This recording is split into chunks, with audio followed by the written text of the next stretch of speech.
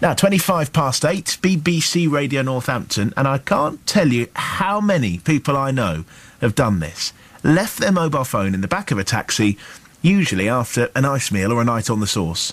When Matt Harris did that recently, he decided to come up with an idea that might stop it happening again. Matt's from Northampton. He's turned that idea into a business, and he's with me now. Hi, Matt.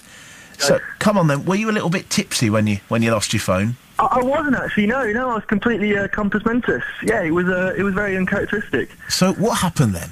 Well, obviously, I got into the taxi. I'm sitting down, my phone's fallen out of my pocket. Yeah. It got me starting thinking, because I bought a new phone, and that's going to cost me 300 quid. Right. But when I got my new one, I really still felt that sense of loss. You know, I'd lost my phone with my music, my pictures, all my contacts. You know, and that was incredibly frustrating. And it got me sort of thinking, you know, there must be a way we can sort of safeguard our valuables against loss. So I started poking around the internet trying to find something, assuming there would already be something out there. Couldn't find anything, and decided that there must be a gap in the market for it, and set about creating TagBak. So what is TagBak then, this idea you've come up with? Okay, Joe, TagBak is a lost and found recovery service for valuable items. So, you know, you've got your laptop, your iPad, your mobile phone, camera, etc. You come to TagBak, and we supply you with tags to place on your items. The tag says reward for return with an 0800 number and a website.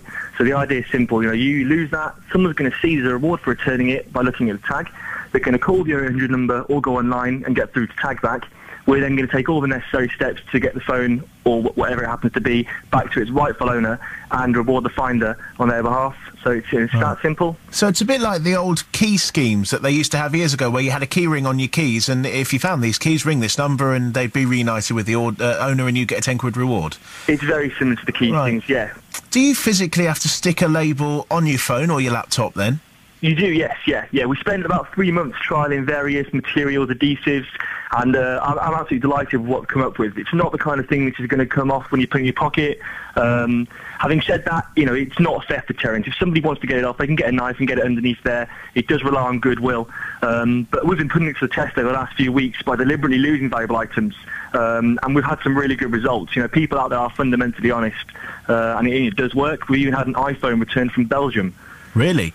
So, yeah. Because I kind of thought that if you picked one up off the floor in a bus stop or in a taxi or whatever, you know, most people would stick it in their pocket and scarper with it, but that's not the case in your research. No, during our research, we highlighted that when you find something which hasn't got a clear label on it, say you found an iPod, you morally can justify keeping it, because you can give it to the shop owner, give it to the police, but the chances are it's never going to get back to its owner.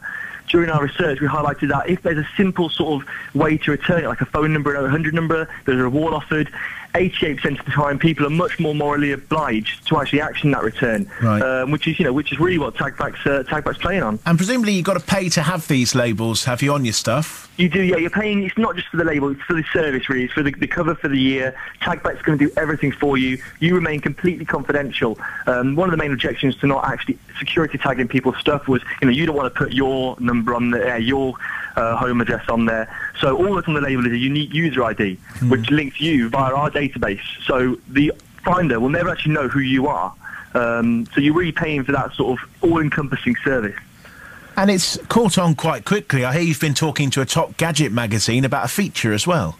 Yes, yeah, we've been using them to do the exercise, because, you know, I didn't want to go to the streets and deliberately lose stuff, because people are going to say, well, you know, you're going to fix it. Yeah. So I linked up with this top magazine, in the national magazine. I paid for the items, gave it to them, so I'm literally putting my money where my mouth is to say, this does work, you guys go prove it.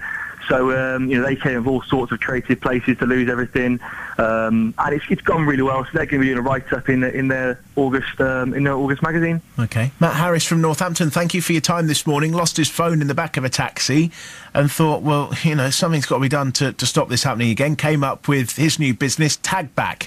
You basically pay to get these tags printed. You put them on your property, and it says, if you find this, ring this phone number, quote this ID, and you'll get a reward. And hopefully people phone up and you get your property back. We'll wait and see. Who knows? By this time next year, everyone could have a label on the back of their phone.